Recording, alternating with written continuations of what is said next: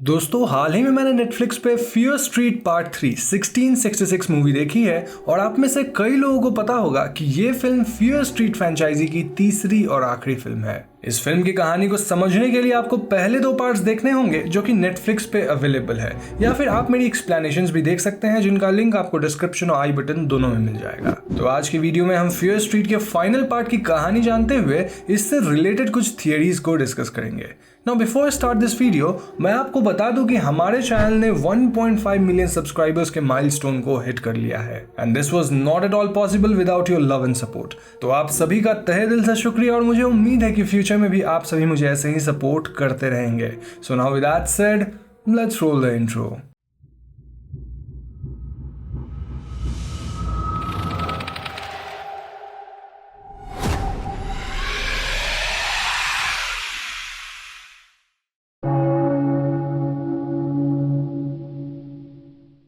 तो fear street part 3 1666 की कहानी ठीक वहीं से शुरू होती है जहां पार्ट 2 खत्म हुआ था, यानी कि डीना ने सारा फियर के हैंड को बॉडी से मिला दिया था और ऐसा करते ही उसे 1666 की विजन आती है जहां वो खुद को एज सारा फियर देख पाती है। अब 1666 में हम उन सारे कैरेक्टर्स को देख पाते हैं जिन्हें हमने मूवी के पहले 2 पार्ट्स में देखा है, लेकिन यहाँ इनके नेम्स डिफरेंट हैं एंड जैसे जैसे कहानी आगे बढ़ेगी मैं आपको इन कैरेक्टर्स के बारे में बता दूंगा। सारा फियर के भाई का नाम हेनरी था और ये दोनों अपने पिता जॉर्ज के साथ यूनियन में रहा करते थे। अब दोस्तों 1666 में सनीवेल और शेडी साइड एक ही था जिसे यूनियन के नाम से जाना जाता था और यूनियन में हम कई लोगों को देख पाते हैं लाइक सिंडी को एज एबिगेल, सैम को एज हैना मिलर, टॉमी को as Mad Thomas, Nick Goode को एज सोलोमन गूडे, जिगी को as Constance, Kate as Lizzie इत्यादि। हैना मिलर के पिता का नाम साइरस मिलर था जो कि यूनियन के पास्टर थे और यहाँ सभी लोग अच्छे से अपना जीवन बिता रहे थे। यहाँ हम सोलोमन गूडे को सारा फियर के साथ देख पाते हैं और उनके बातचीत से लगता है कि ये दोनों काफी क्लोज थे एज फ्रेंड और सोलोमन काफी अंडरस्टैंडिंग बंदा था। नाउ एज ए व्यूअर हमें पता चलता है कि यूनियन के यंग एडल्ट्स आपस में किसी सीक्रेट फेज में बातें कर रहे थे क्योंकि उन्होंने रात के लिए पार्टी प्लान कर रखी थी। इस पार्टी के लिए सारा, लिजी और हैना किसी तरह के बेरीज लाने जाते हैं जो कि नशीले थे। ये बेरीज किसी विडो विच के घर में थी जिनके बारे में ये 3 लड़कियां बातें करती हैं। इनका कहना था कि इस विडो विच की उम्र 1000 साल है और वो वर्जिन्स के खून को पीकर खुद को जवान रखती है। उसने अपने पति की कुर्बानी दे दी ताकि वो डेविल की ब्राइड बन सके और शायद इसी वजह से उसे यूनियन से बाहर निकाल दिया गया।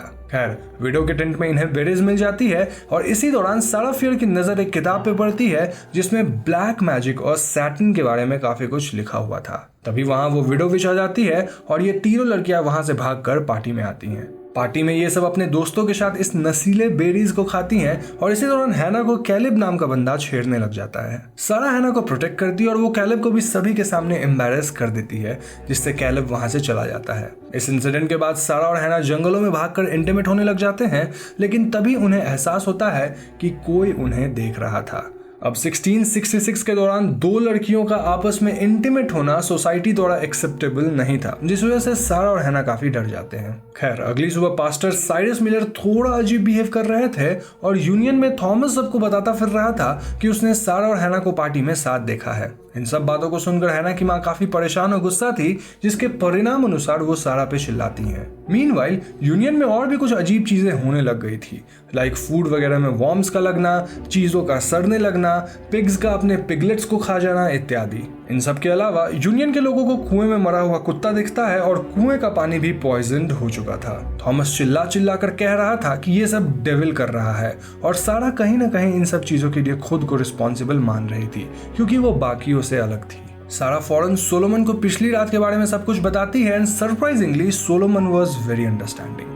तभी अचानक टाउन के लोग चिल्लाना शुरू करते हैं क्योंकि पास्टर साइरस मिलर ने 12 बच्चों को लेकर चैपल में लॉक कर दिया था। सोलोमन फौरन डोर को तोड़कर अंदर जाता है जहां वो देखता है कि पास्टर ने सभी बच्चों के आंखों को निकालकर उन्हें मार डाला था और इन बच्चों में हेनरी और कॉन्स्टेंस भी थी। इनफैक्ट पास्टर ने खुद के आंखों को भी नोच डाला था और जब सारा हेनरी की बॉडी को देखकर मौन कर रही होती है तब पास्टर सारा पे भी अटैक करते हैं, लेकिन सोलोमन बीच में आकर पास्टर पे अटैक करके उसे जान से मार डालता है। अब इन घटनाओं के बाद ये क्लियर था कि यूनियन में कुछ तो सुपरनैचुरल हो रहा है और इसीलिए रात को टाउन मीटिंग होती है। मीटिंग में सभी लोग मान रहे थे कि ये सब विचक्राफ्ट के कारण हुआ है और वो किसी न किसी को इसके लिए ब्लेम करना चाहते थे। यहाँ सोलोमन सभी को कन्विंस करने की कोशिश करता है कि may be evil is gone now और यहाँ कोई विचक्राफ्ट नहीं है, लेकिन सोलोमन की कोई नहीं सुन रहा था। इस पॉइंट पे कैलेब सामने आता है और वो इन सब के लिए सारा और हैना को ब्लेम करने लग जाता है।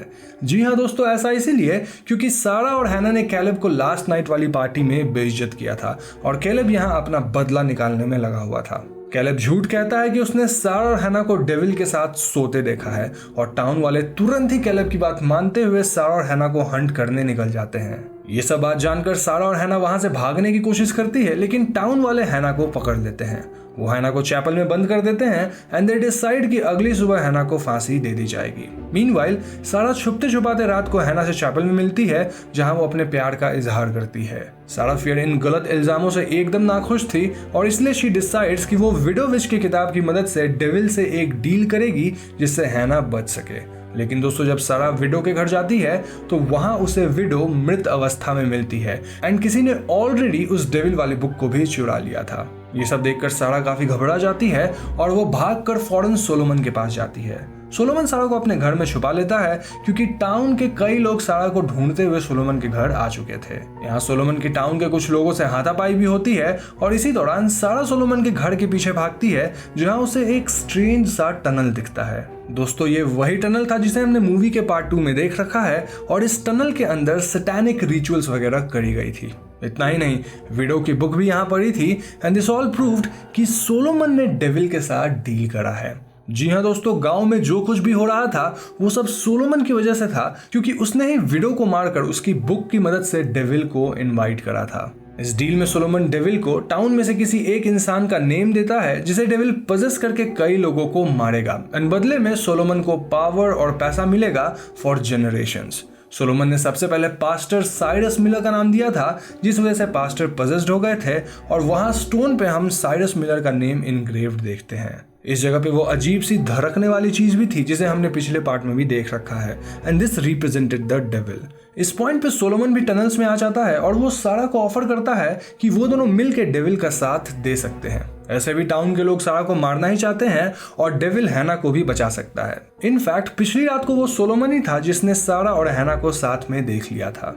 ये सब सुनने के बाद भी सारा सोलोमन के ऑफर को रिजेक्ट करती है और इन दोनों के बीच हाथापाई शुरू हो जाती है। सारा सोलोमन को स्टैब करके भागने की कोशिश करती है लेकिन सोलोमन जल्द ही सारा को पकड़ के उस पर अटैक कर देता है। इस अटैक में सारा फियर की एक हाथ कट जाती है लेकिन वो किसी तरह टनल से बाहर निकलती है। टनल के बाहर टाउन वाले थे और सोलोमन फौरन सारा को पकड़कर उसे पूरे टाउन के सामने एक विच घोषित कर देता है। टाउन वाले सारा को बंदी बना लेते हैं और सुबह होते ही वो सारा और हैना को फांसी देने निकल पड़ते हैं। ना फांसी के वक्त सारा देखती है कि उसकी लव इंटरेस्ट हैना भी बिना मतलब मारी जाएगी, इसलिए वो सब के सामने मान लेती है कि उसने डेविल के साथ डील करी थी, जबकि ये बात सच नहीं थी। सारा कहती है कि उसने हैना को इन्फ्लुएंस किया था और हैना ने डेविल के साथ डील नहीं करा, जिस वजह से टाउन के लोग हैना को छोड़ देते हैं।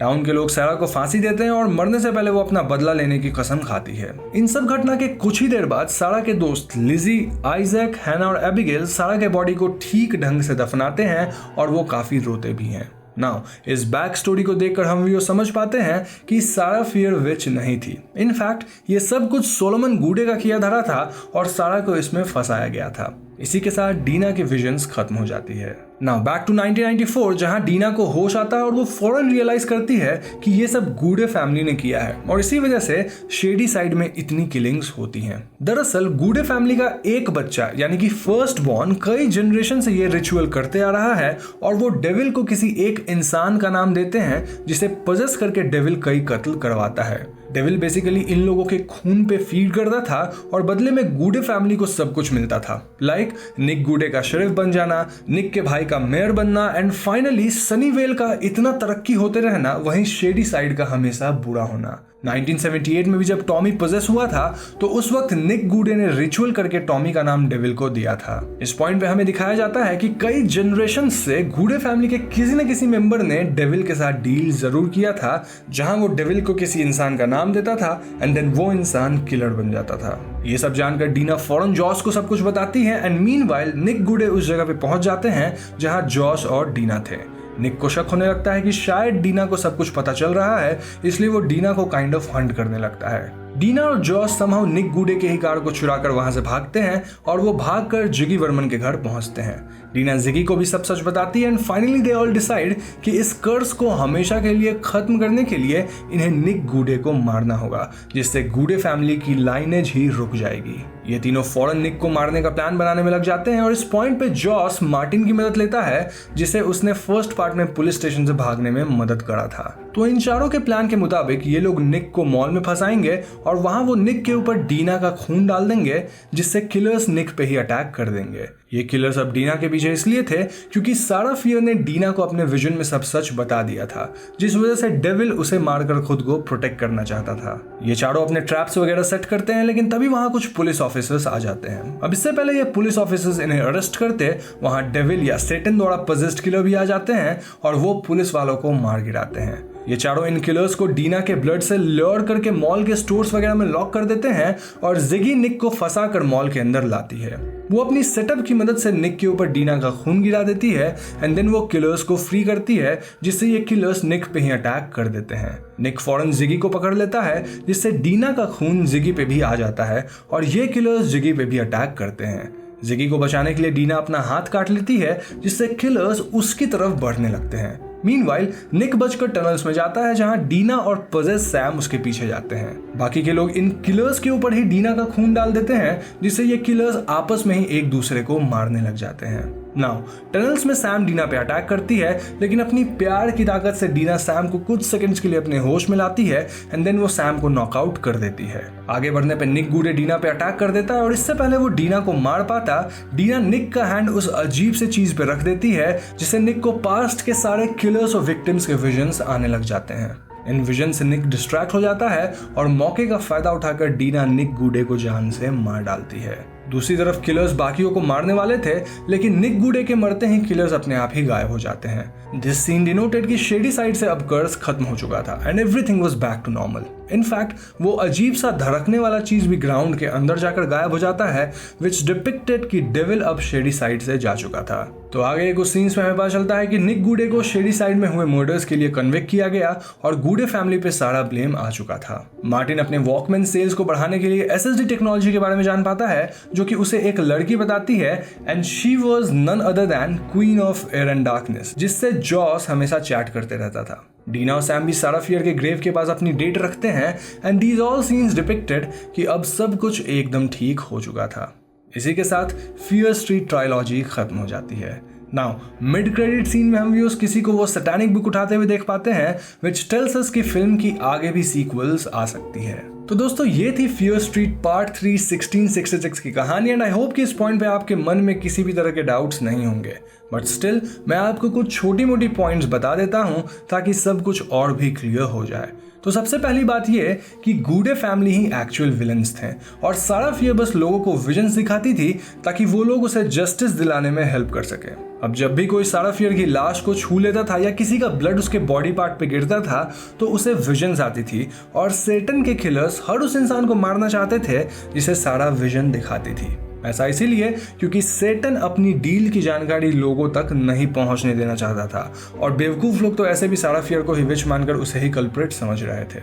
अब निक गूडे के मरते ही ये डील खत्म हो गई और डेविल को भी वापस जाना पड़ा। डेविल के वापस जाने से शायद सनीवेल अब इतना प्रोग्रेस नहीं करेगा, वहीं शेडी साइड अब तरक्की की राह पर आगे बढ़ेगा। अब मिड क्रेडिट सीन में किसी ने विडो वाली किताब को चुरा लिया था एंड आई बिलीव कि ये काम गूडे फैमिली से ही किसी ने किया होगा। अब हालांकि डील्स हमेशा गूडे फैमिली के फर्स्ट बॉर्न के साथ होती थी एंड सपोजिटली बाकी फैमिली मेंबर्स को इस सैटानिक डील के बारे में पता नहीं होता था, लेकिन इट्स क्वाइट पॉसिबल कि निक के भाई को इसकी भनक हो और वो इस डील को रीस्टोर करने के लिए किताब को चुरा लिया होगा। अब आप लोग भी इस ट्रायलॉजी की पूरी कहानी को जान चुके हैं, तो आप मुझे कमेंट सेक्शन में गेस करके बताइए कि आपके हिसाब से किसने उस विच वाले बुक को उठाया है। तो बस आज की वीडियो में इतना ही। वीडियो पसंद आए तो लाइक और शेयर जरूर कीजिएगा और हाँ, जाने से पहले हमारे चैनल हॉन्टिंग ट्यूब को सब्सक्राइब करके बेल आइकन को जरूर दबा दें, क्योंकि हम अपने चैनल पे ऐसे वीडियोस लाते रहते हैं। पीस।